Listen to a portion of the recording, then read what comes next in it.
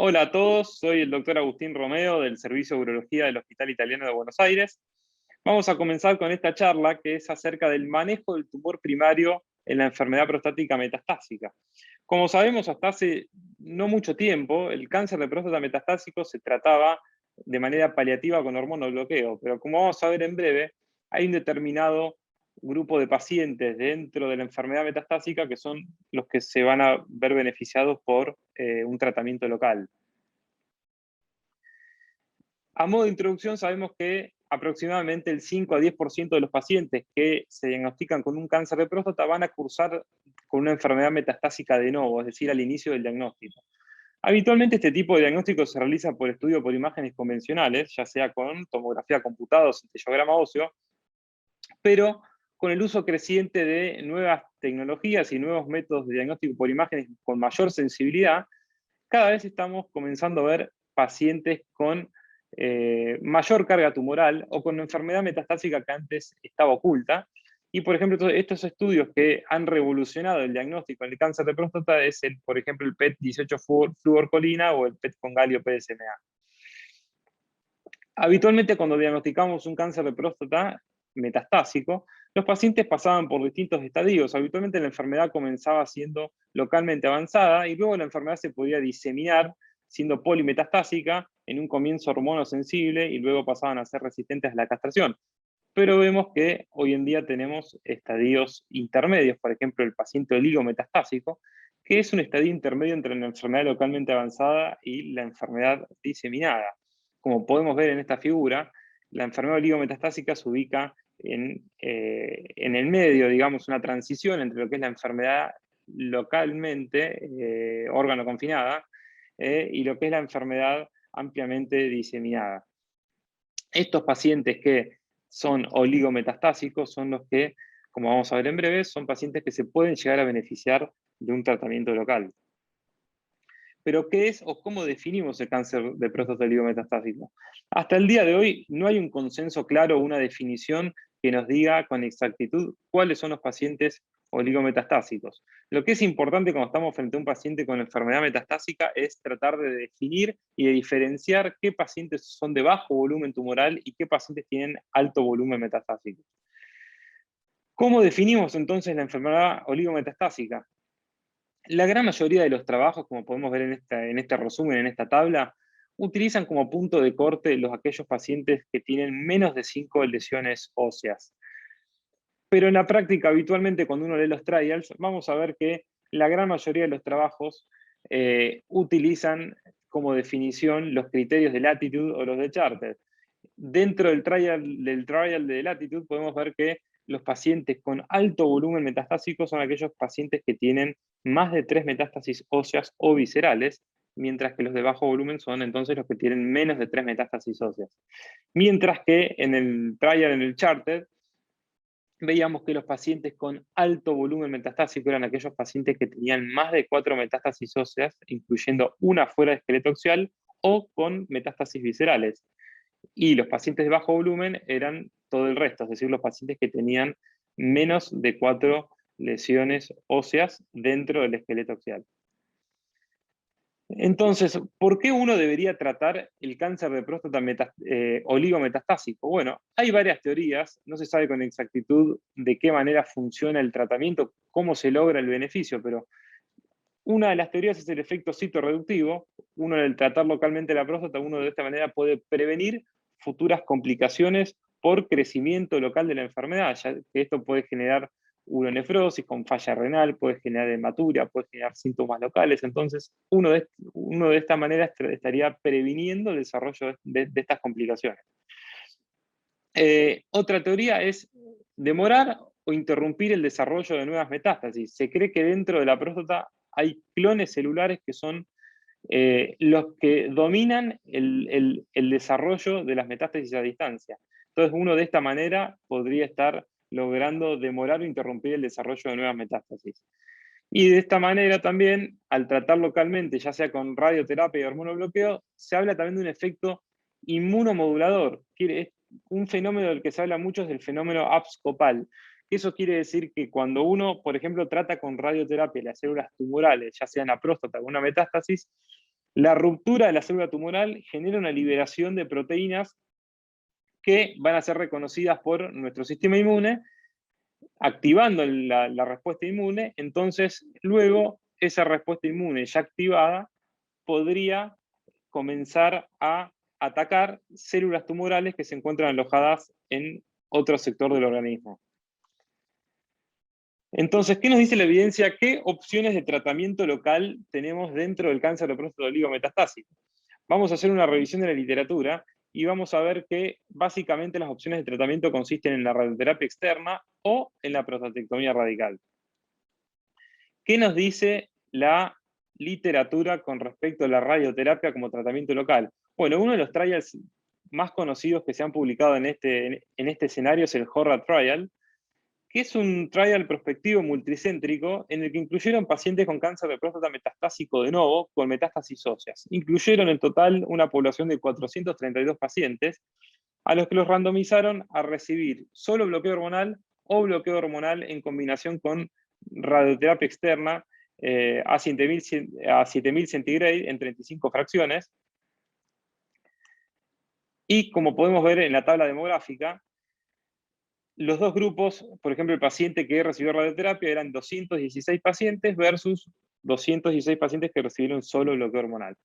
Podemos ver que la población, cuando lo dividían por carga metastásica, la población era similar. Dentro del grupo que recibió radioterapia, el 41% de los pacientes tenían menos de 5 lesiones óseas, mientras que en el grupo que recibió solo hormonobloqueo, 33% de los pacientes tenían menos de 5 lesiones óseas. ¿Qué nos dicen los resultados del trabajo con respecto a la sobrevida? Bueno, cuando uno ve a simple vista los primeros números, vemos que no hay diferencias con respecto a la sobrevida global en ambos grupos, y hay una mínima diferencia como mejoría de la sobrevida libre de progresión de PSA en los pacientes que recibieron radioterapia.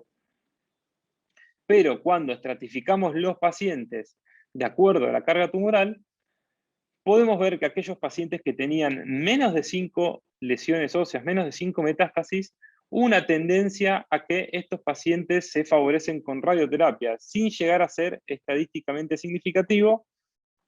Hay en este grupo una tendencia a la significancia con un hazard ratio de 0,68. Luego del HORA Trial salió el STAMPEDE Trial, que es un trial muy conocido por nosotros, que es un estudio multibrazo prospectivo multicéntrico, que dentro del brazo H incluyeron pacientes con cáncer de próstata metastásico de novo. En total incluyeron 2.061 pacientes que los randomizaron a recibir bloqueo hormonal o bloqueo hormonal en conjunto con radioterapia de la próstata. En el STAMPEDE incluyeron los pacientes según los criterios de Charter, que ya los hablamos al inicio, pero para recordarlos eran los de alto volumen, aquellos pacientes que tenían mayor de 4 metástasis óseas o metástasis viscerales, y los de bajo volumen eran los que tenían entonces menos de 4 lesiones óseas. Cuando vemos los grupos, el grupo control, es decir, el que recibió solo bloqueo hormonal, eran 1.029 pacientes versus 1.032 pacientes que recibieron radioterapia. Y cuando vemos la carga metastásica de estos pacientes, vemos que la distribución entre ambos grupos era muy parecida. Aproximadamente 42-43% de baja carga tumoral metastásica en ambos grupos. Cuando vemos las curvas de sobrevida entre los pacientes del grupo control y de radioterapia, similar a lo que sucedió en el HORA Trial, vemos que en cuanto a la sobrevida global no hay diferencia, pero sí vemos una diferencia estadísticamente significativa en lo que es la sobrevida libre de recaída o de progresión de PSA. Pero, ¿qué sucede cuando los estratificamos de acuerdo a bajo volumen y alto volumen? Aquí sí podemos ver que hay un beneficio en cuanto a la sobrevida global con un hazard ratio de 0,68. En los pacientes que recibieron radioterapia, que es la línea azul, vemos que hay una diferencia con respecto a los que recibieron solamente bloqueo hormonal en bajo volumen. Ya cuando estamos en una enfermedad polimetastásica vemos que el beneficio no se puede demostrar. Luego de estos dos estudios salió el STOP-CAP, que es básicamente una revisión sistemática, un metaanálisis de estos dos estudios. Luego también incorporaron, aparte del STAMPEDE y del HORA, incorporaron el PEACE-1. Y lo que se vio en este metaanálisis es que hay una mejoría en la progresión bioquímica con un hazard ratio de 0,74 en los pacientes que reciben radioterapia, que también hay una mejoría en la sobrevida libre de recaída con un hazard ratio de 0,76, y que esto sería equivalente a un beneficio del 10% a 3 años en los pacientes que reciben radioterapia. Lo más importante es este dato que sale del metaanálisis, que es que hay una mejoría de la sobrevida global del 7% a 3 años en pacientes con menos de 5 metástasis óseas. Y es por eso que se deduce de este trabajo y se concluye que la radioterapia prostática debería considerarse en pacientes con cáncer de próstata metastásico hormonosensible de bajo volumen. Entonces, a partir de estos trabajos que hemos visto, vemos que las guías europeas ya con un nivel de recomendación fuerte, nos dicen que cuando estamos frente a un paciente con enfermedad de M1 metastásico de bajo volumen, según los criterios de Charter, nosotros deberíamos ofrecer bloqueo hormonal en conjunto con radioterapia. Ahora, ¿qué sucede con la prostatectomía radical? Ya vimos los beneficios demostrados de la radioterapia. Ahora, ¿qué sucede con la prostatectomía radical? Bueno, la gran mayoría de la evidencia que tenemos disponible hoy en día es evidencia y trabajos retrospectivos. Hoy en día hay trabajos muy importantes que están ongoing, son trials prospectivos randomizados. Uno de los más importantes es el Trumbull Trial, que lo vamos a ver a continuación. Entonces, ¿qué nos dice la evidencia actual?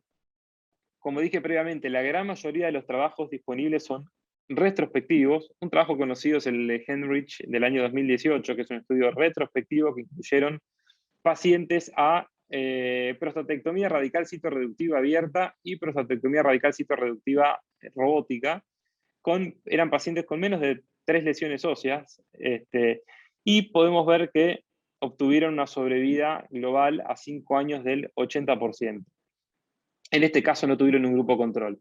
Pero el trabajo con mayor pacientes incluidos fue el de Culpetal de 2014, que es un trabajo retrospectivo de la base de datos del CIR Database, que randomizaban los pacientes, más que los randomizaban, los dividían en grupos a recibir prostatectomía radical citoreductiva abierta o a no recibir tratamiento citoreductivo. Y podemos ver en la sobrevida global que los pacientes que recibieron prostatectomía radical tuvieron una sobrevida a 5 años del 67% versus 53% a 5 años de aquellos pacientes que no recibieron una prostatectomía radical citoreductiva. Un estudio retrospectivo muy interesante que se presentó ahora en el 2020, desarrollado en la Johns Hopkins, es un trabajo llamado TET, que consiste en el Total Eradication Therapy. Lo que buscaba en este trabajo era erradicar todos los focos tumorales visibles y micrometastásicos en pacientes con cáncer de próstata oligometastásico de reciente diagnóstico. Incluyeron pacientes con menos de 5 metástasis óseas diagnosticadas, halladas por tomografía y centellograma. Y lo que hacían con estos pacientes era tratarlos con el tratamiento comenzaba con hormonobloqueo, con un análogo, un antagonista sumado a abiraterona. Luego los pacientes recibían docetaxel, luego eran sometidos a prostatectomía radical, luego los pacientes recibían radioterapia adyuvante si era necesario y radioterapia con SBRT de las oligometástasis.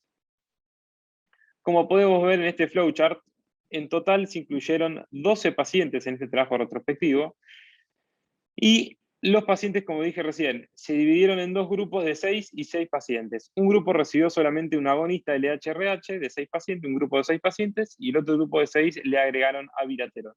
Ambos grupos recibieron quimioterapia con docetaxel, ambos grupos se realizó prostatectomía radical citoreductiva, ambos pacientes recibieron radioterapia. Como podemos ver, en este grupo hubo un paciente que recibió radioterapia adyuvante, 2 pacientes recibieron SBRT de las lesiones óseas, y otro grupo de 3 pacientes recibió radioterapia adyuvante del lecho y también radioterapia con SBRT de las lesiones óseas.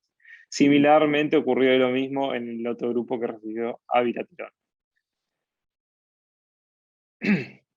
Con respecto a los outcomes, a los resultados, vemos que tuvieron una mediana de seguimiento de 48 meses y que el 100% de los pacientes, es decir, 12 pacientes, tuvieron PSA indetectable al año. A los 2 años, 83% de los pacientes tuvieron PSA indetectable, y a los 3 años el 67%. No se alcanzó el tiempo de la mediana a la recurrencia bioquímica, pero en total, con los 48 meses de seguimiento, vemos que un 42% de los pacientes, es decir, 5 pacientes de 12, tuvieron recurrencia bioquímica.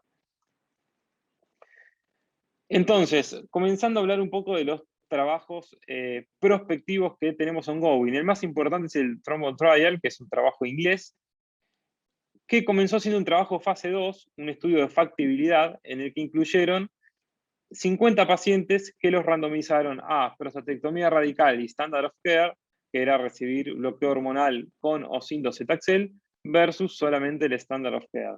Incluyeron pacientes con 1 a 3 metástasis óseas, y los resultados preliminares, los únicos datos que tenemos hoy en día, son que tuvieron una tasa de márgenes quirúrgicos positivos del 42%, que el 82% de los pacientes eran ISUP grado 4 o 5, que el 87,5% de los pacientes eran estadio PT3, y al ser un estudio de factibilidad, lo que demostraron es que la prostatectomía radical robótica en este escenario en pacientes oligometastásicos resultó ser segura y con una tasa de complicaciones similar a aquellos pacientes que recibieron o que se realizaron una prostatectomía radical robótica por una enfermedad localizada, es decir, órgano confinada. Ahora está ongoing la fase 3 del Thrombol Trial, que estamos a la espera de los resultados. Entonces, como conclusión, podemos decir que los pacientes con enfermedad oligometastásica o metastásica de bajo volumen, está comprobado en varios trials que los pacientes se benefician de recibir radioterapia con hormonobloqueo.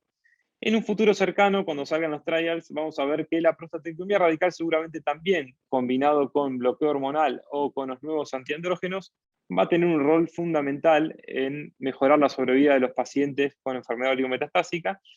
Y como vimos en el estudio, en el TET, que era un estudio retrospectivo, la nueva tendencia es a tener un tratamiento y a realizar un tratamiento multimodal y multidisciplinario, en el que el paciente va a pasar por varias líneas de tratamiento, como sucede también en el cáncer de próstata localizado de alto riesgo. Es decir, son pacientes que se van a someter a cirugía, luego van a someterse a radioterapia del lecho, luego se van a irradiar las metástasis con SBRT, y de esa manera uno va a poder ir controlando la enfermedad oligometastásica para mejorar y prolongar la sobrevida de estos pacientes.